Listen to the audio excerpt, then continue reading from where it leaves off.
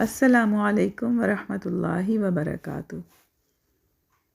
تو اس کے دو فائدے ہوں گے۔ اس کا ایک فائدہ یہ ہوگا کہ ہم اس کریٹر کو یاد کریں گے، اس خالق کو یاد کریں گے جس نے ہمیں بنایا ہے، ہمیں خوبصورت بنایا ہے۔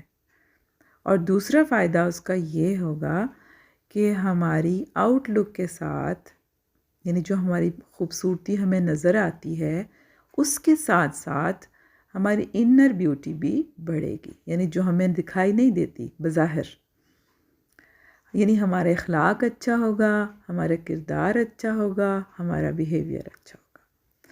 تو مجھے یہ بتائیں کہ کون چاہتا ہے کہ وہ پیارا لگے، سب کو خوبصورت دکھائی دے؟ کون چاہتا ہے؟ ہر کوئی چاہتا ہے نا، میں بھی چاہتی ہوں، آپ سب بھی چاہتے ہیں کہ ہم سب کو پیارے دکھائی دیں، خوبصورت لگیں۔ لیکن ہمارا اللہ کیا چاہتا ہے؟ اللہ چاہتا ہے کہ ہمارا دل پیارا ہو، یعنی ہماری سوچیں اچھی ہوں، ہمارے خیالات اچھے ہوں، اور ہمارے اعمال، ہمارا کردار، ہمارے ڈیڈز اچھے ہوں۔ ٹھیک ہے؟ تو یہ جو دعا آج ہم یاد کرنے جا رہے ہیں، یہ اسی کام کی دعا ہے۔ جب ہم پڑھیں گے تو ایک تو ہم اللہ کا شکر ادا کریں گے کہ اس نے ہمیں اتنا خوبصورت بنایا، دوسرے ہمارا کردار اچھا ہوگا۔ تو آئیں سب مل کے یہ دعا پڑھتے ہیں، اس کو اچھا سا میرے ساتھ ساتھ پڑھیں اور اس کو یاد کریں۔ دعا وینسی مرر، ٹھیک ہے، یعنی آئینہ دیکھنے کی دعا۔ بسم اللہ الرحمن الرحیم۔ اللہم انت حسنت خلقی فحسن خلقی۔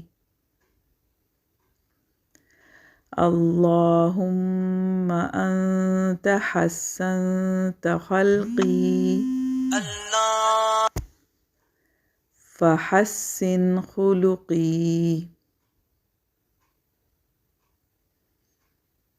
اللہم انت حسنت خلقی فحسن خلقی۔